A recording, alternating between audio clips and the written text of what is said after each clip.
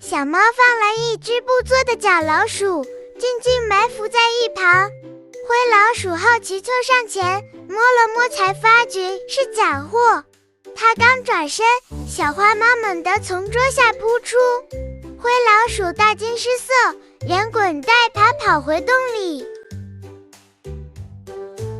The kitten put a fake mouse made of cloth and looked quietly aside. The grim mouse came out curiously and touched it before realizing it was a fake. As soon as it turned around, the little cat suddenly jumped out from under the table. The grim mouse was so frightened that he rolled and crawled back to the hole.